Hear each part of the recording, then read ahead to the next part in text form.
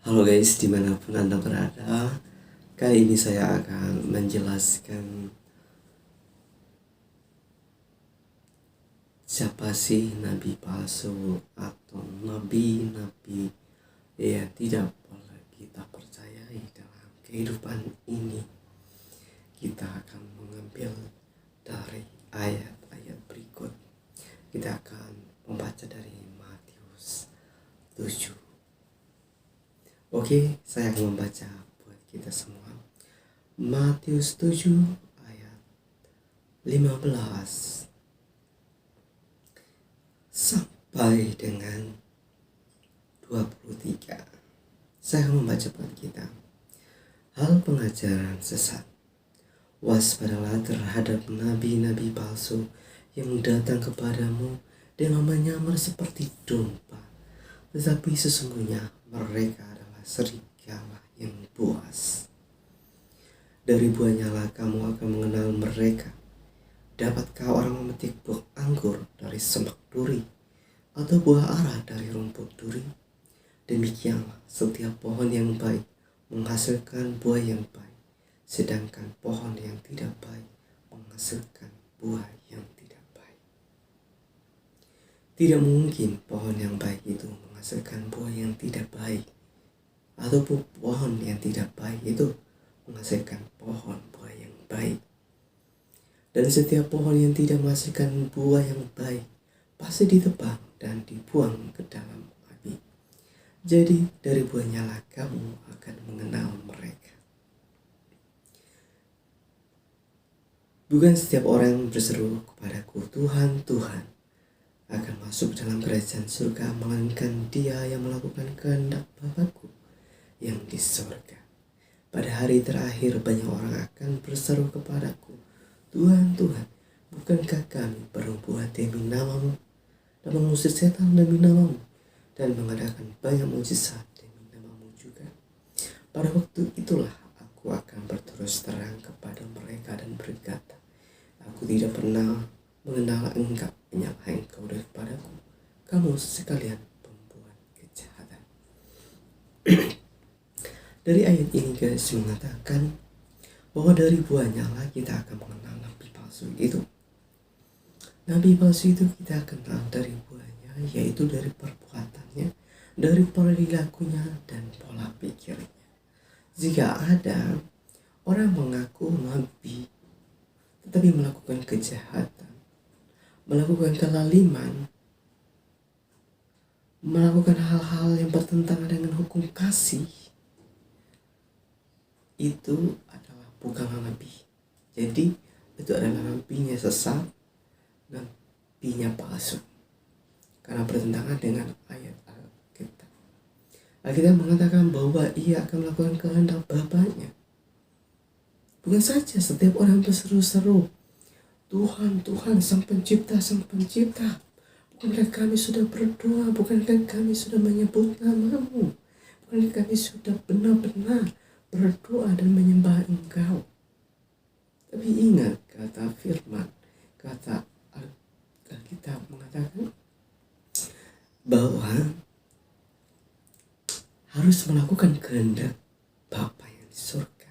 Kehendak Bapa yang di surga adalah mengabarkan Injil keselamatan dan berbuat baik. Jadi dua-duanya harus sejalan guys. Karena Injil itu adalah kabar baik, kabar sukacita, kabar keselamatan, maka harus disampaikan ke seluruh dunia. Itu yang Tuhan inginkan, karena Tuhan menginginkan semua orang memperoleh keselamatan dan masuk ke dalam kerajaan surga supaya menikmati keindahannya surga. Kehendak Tuhan supaya setiap orang diselamatkan.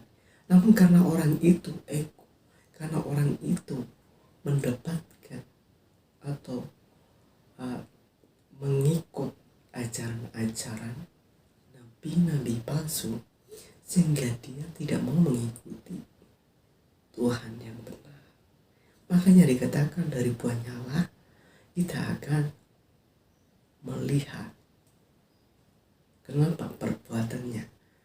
Karena Tuhan mengatakan, kasihilah Tuhan Allahmu dengan segenap hatimu dan dengan segenap jiwamu, budimu, seluruhnya. Dan hukum yang kedua yang sama dengan itu adalah kasihilah sesamamu manusia seperti dirimu sendiri. Ketika ada orang yang berbuat salah, maka ampunilah mereka dan doakanlah mereka. Itu hukum kasih. Jika sudah berlawanan dengan ini, ketika ada orang yang mengaku adalah seorang nabi tetapi berlawanan dengan hukum ini, maka dinyatakan dia adalah sesat dan tidak berjalan di dalam relnya Tuhan, dan itu adalah nabi palsu. Kata Tuhan, kalau tidak ada yang berbuat bagus, baik, maka ranting itu harus dipotong dan dibuang ke dalam api.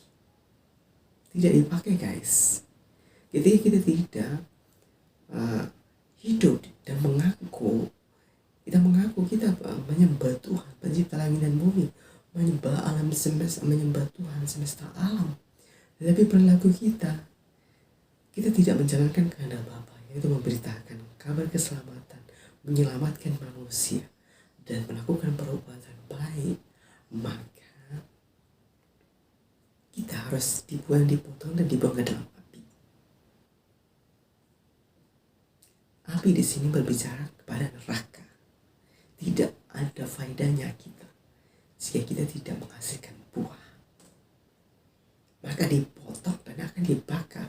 Begitupun orang yang tidak menghasilkan buah akan dipotong dan dibuang ke dalam api, ke dalam neraka. Karena tidak ada faedahnya, tidak ada manfaatnya. Dia tidak menghasilkan buah. Jika ada orang yang mengaku nabi, tapi mulutnya tidak karuan, perbuatannya tidak karuan, tidak mengasihi sesama manusia, tidak mengasihi Tuhan, maka tentu dia adalah nabi palsu. Karena Tuhan mengatakan, jika engkau berada di dalam aku dan aku di dalam kamu, maka kamu akan mengasihi sesamamu. Walaupun sesama kita berbuatnya yang tidak baik, guys, ya, kita akan memaafkan, mengampuni dia, menasihati dia. Itulah hukum kasih yang dimiliki oleh Tuhan. Karena di dalam iman bersama Yesus atau Tuhan, itu tidak bisa kita selamat hanya karena berbuat baik. Itu udah dibantah oleh Efesus, ya, oleh banyak ayat. Di dalam kekristenan tidak mengenal hanya berbuat baik saja, karena berbuat baik itu bisa dilakukan oleh semua orang, dan itu tidak bisa memperoleh keselamatan. Tetapi percaya dan yakin kepada Tuhan kita Yesus Kristus, yaitu kita memberitakan Injil, mengakui dia sebagai Tuhan dan Juru Selamat, karena dia memang adalah Tuhan dan Juru Selamat, maka kita akan memiliki kasih. Kasih itu yang akan kita lantunkan, yang akan kita perbuatkan, yang akan kita praktekkan dalam kehidupan pribadi sehari-hari, yaitu kita akan melakukan perbuatan baik. Jadi dalam kekristenan itu harus berjalan sama. Kita memberitakan Injil dengan penuh kasih, karena Kristus adalah kita, yaitu kasih itu. Maka kita berbuat baik. Sebagai wujud dari kita adalah anak-anak Tuhan. Tetapi kalau ada orang mengaku bahwa dia adalah percaya pada Tuhan Yesus, tapi perbuatannya tidak benar, itu belum tentu masuk dan tidak dipastikan masuk dalam kerajaan surga. Karena apa? Karena bertentangan. Karena ketika percaya Tuhan Yesus, memiliki kasih, yaitu kasih Tuhan sendiri, maka hidup kita akan berubah dan kita menjadi orang-orang yang luar biasa. Ketika Yesus hidup dalam kita dan kita jalan Yesus, maka kita sudah bersatu dengan Tuhan. Berarti Tuhan tidak pernah melakukan kejahatan untuk orang lain. Tuhan tidak pernah memusuhi orang. Itu harus dipertanyakan. Jadi ketika ada orang Kristen yang melakukan perbuatan baik tapi tidak memberitakan Injil, tidak mau percaya sebagai Tuhan dan Juru Selamat, Yesus adalah Tuhan dan Juru Selamat, dan tidak mau mengasihi sesama manusia, berarti dia bukanlah Kristen. Dia adalah nabi palsu atau orang-orang yang sesat akan pemikiran. Karena Kristen harus sejalan seimbang. Tidak boleh saja kita memberitakan Injil tapi tidak berbuat baik, Lalu sebaliknya kita berbuat baik, tidak mau memberitakan Injil, yaitu menyebarkan kasih Tuhan, kasih yang dalam hidup kita harus mengasihi sesama. Jika ada orang yang memusuhi kita tapi kita memusuhinya, itu kita tidak punya kasih dan kita tidak punya Tuhan. Seperti itu, kita tidak percaya kepada Tuhan. Dan kita lanjut lagi guys ya. 2 Petrus 2 ayat 1 kita katakan, nabi-nabi dan guru-guru yang palsu. Sebagaimana nabi-nabi palsu dahulu tampil di tengah-tengah umat Allah, demikian pula di antara kamu akan ada guru-guru palsu. Mereka akan mengajarkan, memasukkan pengajaran-pengajaran yang sesat yang membinasakan. Bahkan mereka akan menyangkal penguasa yang telah menebus mereka, dan dengan jalan demikian segera mendatangkan kebinasaan atas diri mereka. Jadi di sini guys, bahkan mereka akan menyangkal penguasa yang telah menebus mereka. Jadi nabi-nabi palsu ini atau guru-guru palsu akan menyangkal akan penebusan yang dilakukan oleh Tuhan Yesus. Jadi siapapun yang menyangkal akan penebusan yang dilakukan oleh Tuhan Yesus di atas kayu salib, mati dan dikuburkan bangkit pada hari yang ketiga, dia adalah guru palsu dan nabi palsu. Tidak boleh dipercayai. Oke?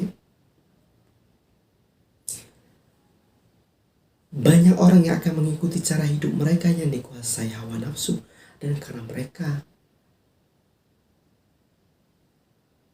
jalanan kebenaran akan dihujat. Jadi mereka ini akan lebih dominannya kepada hawa nafsu.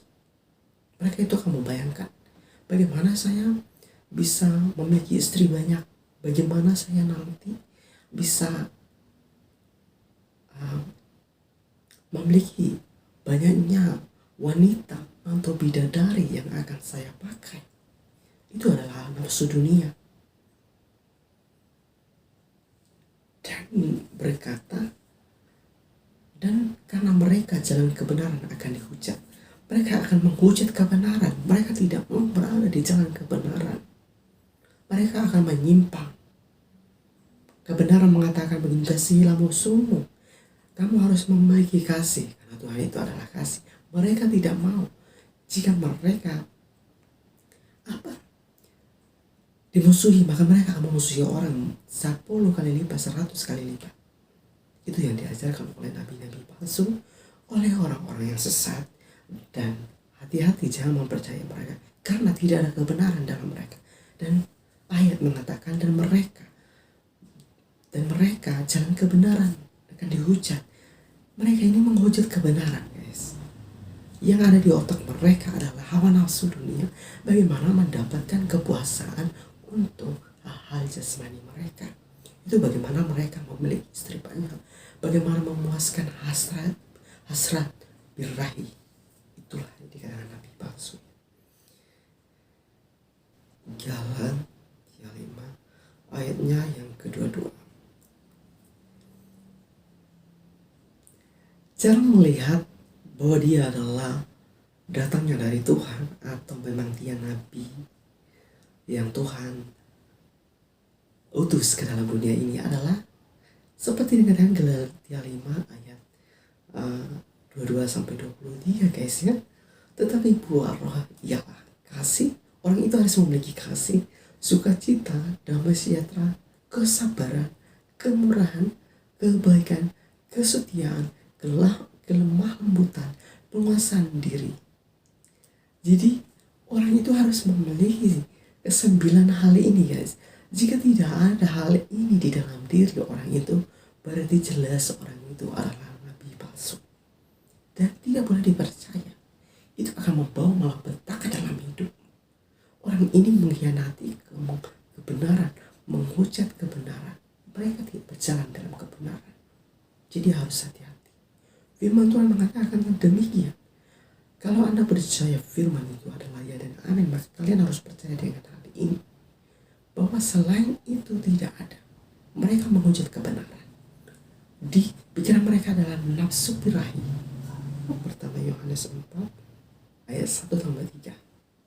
Saudara-saudaraku yang kekasih, janganlah percaya akan setiap roh, tetapi ujilah roh-roh itu, apakah mereka berasal dari Allah, Sebab banyak nabi-nabi palsu yang telah muncul dan pergi ke seluruh dunia. Jadi ditekankan di sini bahwa banyak nabi palsu yang pergi ke seluruh dunia. Dan itu bagi firman Tuhan itu bukanlah nabi yang benar. Nabi-nabi palsu banyak dikatakan. Sebab banyak nabi-nabi palsu yang telah muncul dan pergi ke seluruh dunia. Demikianlah kita mengenal roh Allah. Setiap roh yang mengaku bahwa Yesus Kristus telah datang sebagai manusia berasal dari Allah. Jadi, siapa saja manusia mengaku bahwa Yesus Kristus telah datang sebagai manusia berasal dari Allah. Jadi orang mengaku bahwa Yesus, Tuhan tadi telah menjadi manusia, itu berasal dari Allah. Barang siapa yang tidak mengaku Yesus berasal dari Allah, yaitu Tuhan menjadi manusia, maka dia bukanlah berasal dari Allah. Tentu itu adalah nabi palsu dan ajaran sesat. Dan setiap orang yang tidak mengaku Yesus tidak berasal dari Allah, roh itu adalah roh antikristus, dan tentang dia telah kamu dengar bahwa ia akan datang dan sekarang ia sudah ada di dalam dunia. Jadi nabi palsu ini sudah ada dalam dunia ini, dan orang itu menyangkal bahwa Yesus Kristus itu adalah Tuhan yang menjelma menjadi manusia, atau Allah sang pencipta yang menjadi manusia. Barang siapa yang tidak percaya akan hal ini, maka ia adalah nabi palsu dan tidak boleh dipercaya, karena hanya membawa malapetaka dan kebinasaan yang kekal bagi kehidupan umat manusia. Pertama Yohanes 2 ayat 8.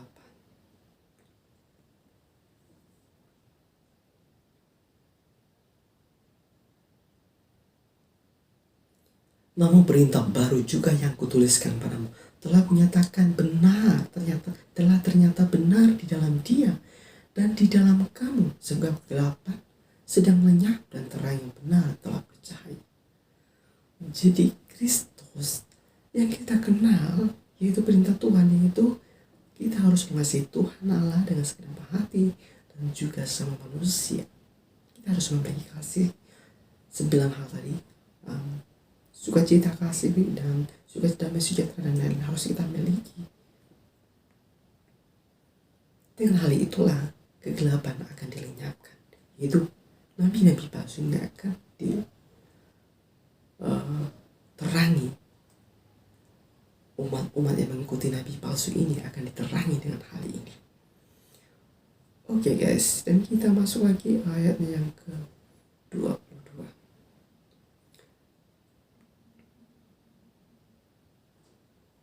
Siapakah pendusta itu? Bukankah dia yang menyangka bahwa Yesus adalah Kristus? Dia itu adalah antikristus, yaitu dia yang menyangkal baik Bapa maupun Anak. Jadi antikristus itu orang yang menyangka bahwa Yesus itu bukanlah Kristus.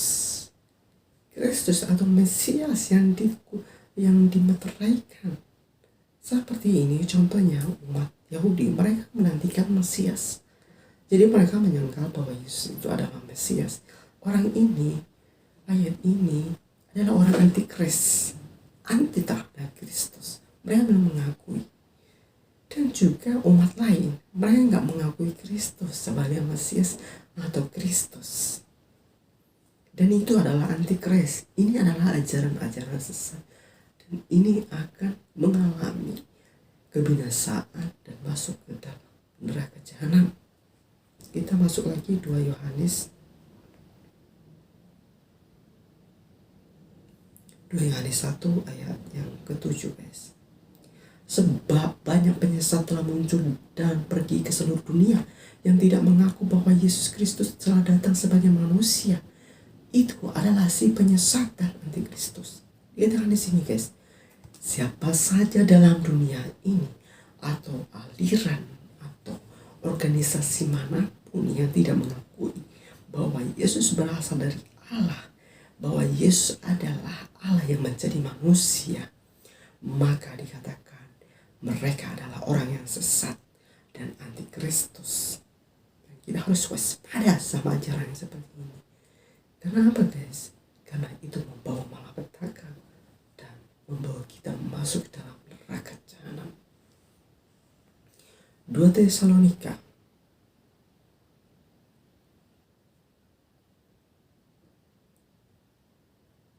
Tesalonika 2 Tesalonika ayatnya yang ketiga.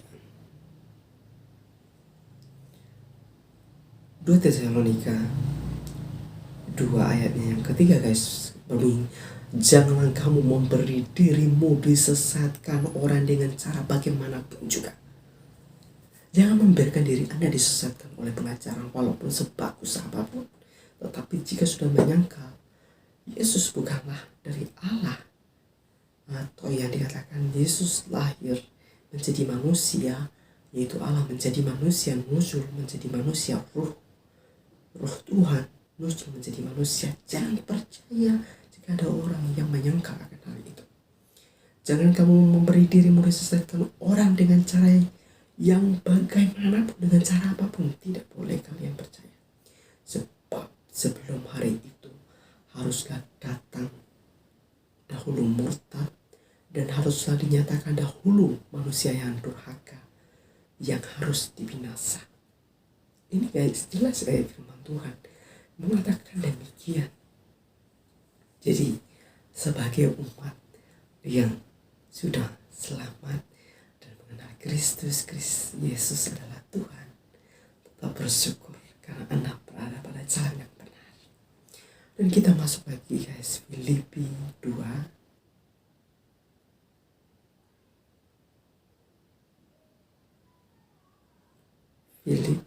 ayat 11.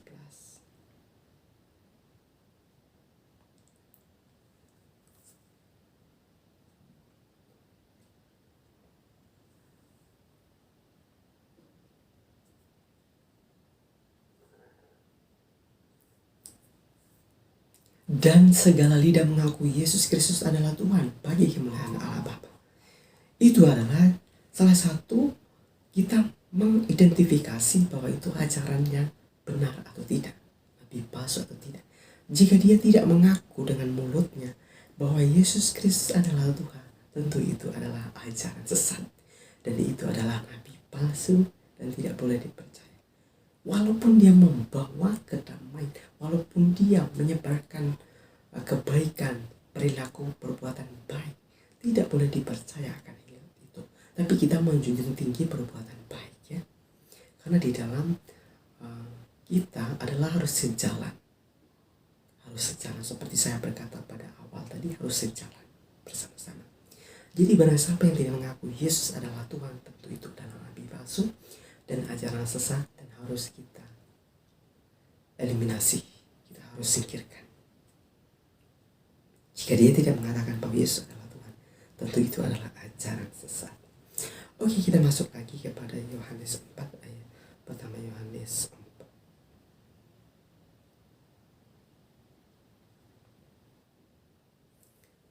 Yohanes 4 ayat 15 guys. Barang siapa mengaku bahwa Yesus adalah anak Allah, Allah tetap berada di dalam dia dan dia di dalam Allah. Ini benar guys. Jika dia tidak mengaku bahwa Yesus Kristus adalah anak Allah, bukan diperanakannya seperti secara lahiriah dari manusia, maksudnya datang dari Allah, Allah yang menjelma menjadi manusia, dia yang diutus di sini dalam segi roh kerohanian ya, bukan dalam segi jasmani seperti saya mengutus seorang bawahan saya atau seorang karyawan saya atau seorang teman saya atau seorang keluarga saya, bukan seperti itu ya. Jadi jelas di sini guys, para siapa mengaku bahwa Yesus adalah anak Allah. Anak Allah di sini tadi ingat, bukan anak secara lahiriah ya guys ya. Oke. Jadi yang tidak mengaku seperti ini jelas nabi palsu. Kita masuk pada Roma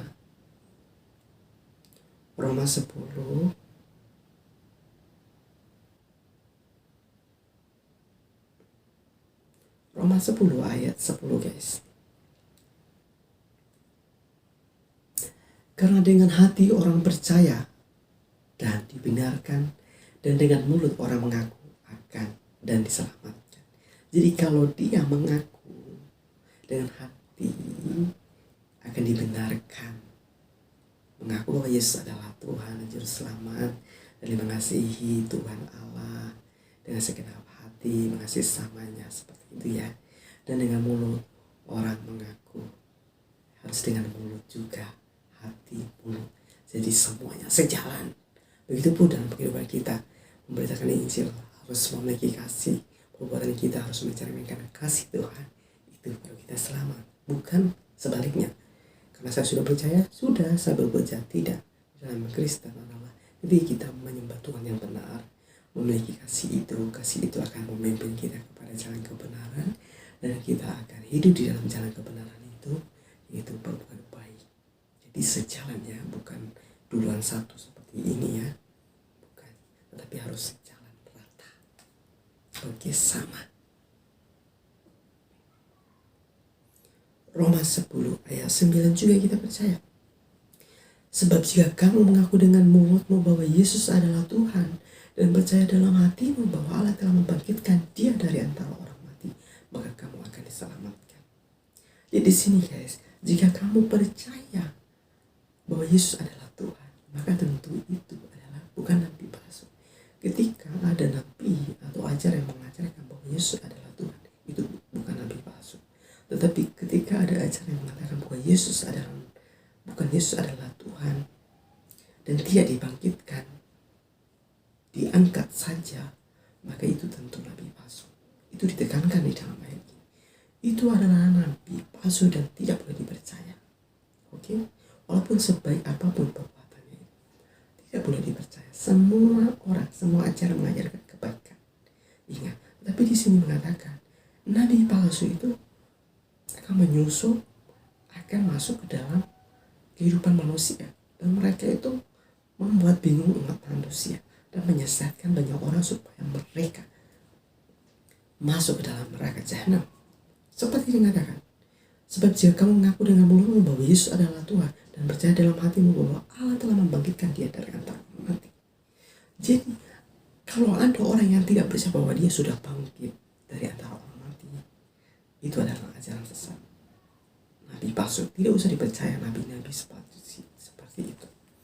Tetapi kalau ada yang mengaku bahwa Yesus mati, bangkit, percaya Yesus adalah Tuhan, boleh kita ikuti dan kembali kepada firman Tuhan. Oke. Dan yang terakhir guys, Yohanes 3 ayat 16 kita baca. Karena begitu besar kasih Allah akan dunia ini, sehingga Ia telah mengaruniakan anak yang tunggal, supaya setiap orang yang percaya kepadanya tidak binasa, melainkan peroleh hidup yang kekal. Seperti juga dalam Yohanes yang lain mengatakan, akulah jalan dan kebenaran dan hidup. Tidak ada seorang pun yang datang pada Bapa kalau tidak melalui aku. Jadi jelas sekali guys, siapa yang tidak mengakui Yesus adalah jalan kebenaran, di mana percaya pada Yesus adalah Tuhan, tidak percaya akan kebangkitannya, tidak percaya akan ketuhanannya, Tuhan yang menjadi manusia, pencipta atau sang pencipta menjadi manusia, maka itu tentu adalah ajaran sesat. Jika kamu tidak percaya bahwa Yesus adalah Tuhan, kamu tidak percaya bahwa Allah yang menjadi manusia, kamu tidak mengakui Yesus adalah Tuhan tadi, ya, dan kamu tidak percaya bahwa Yesus itu bangkit dari antara orang mati, maka itu adalah kesesatan. Itu kalian harus lihat. Jika tidak ada hal itu, dan satu hal lagi, jika ajarannya tidak berjalan dengan ajaran Tuhan, yaitu kasih, memberitakan Injil dan kasih, harus sejalan guys, rata gitu. Ibaratnya dua ini, pena ini tidak boleh pemberitaannya seperti ini dan kasihnya di belakang, harus sejalan seperti ini. Ketika orang percaya Tuhan dan hidup dalam Tuhan, kasih di sini, kasih Tuhan yang hidup dalam hidup kita harus sejalan dengan pemberitaan ini. Tidak boleh ini duluan. Di dalam kekristenan tidak mengenal demikian. Jika kamu berbuat baik saja, tidak kamu selamat. Jika kamu memberitakan saja, kamu belum selamat. Tetapi kalau kamu berjalan seiring sama rata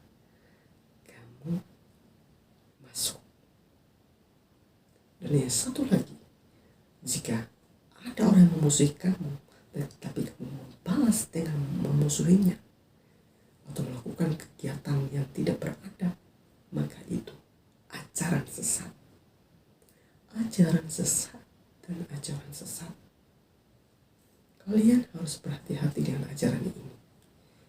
Kalian sudah tahu tadi bahwa orang yang tidak mengakui Yesus adalah Tuhan, tidak mengakui bahwa Yesus itu adalah Allah menjadi manusia, yang tidak percaya akan kebangkitan Tuhan dari antara orang mati, dan tidak mempraktekkan kasih itu, mengasihi sesama manusia, mengasihi Tuhan dan mengasihi sesama, itu mengampuni orang lain.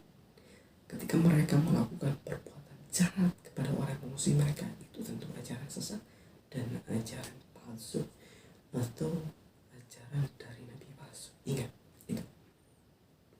Dan masih banyak hal lain. Jika mereka tidak membilang 9 hal, sukacita, damai sejahtera, kasih, dan lain-lain, kemurahan, lembutan, penguasaan diri, kesabaran, itu tentu mereka bukan berasal dari Tuhan. Kalian harus singkirkan ajaran yang seperti itu, karena ajaran itu bukan berasal dari Tuhan. Oke guys, itu saja yang bisa saya sampaikan. Semoga bermanfaat bagi Anda. Kalian sudah mengenal siapa nabi palsu dan siapa yang harus dipercaya guys. Oke, God bless you.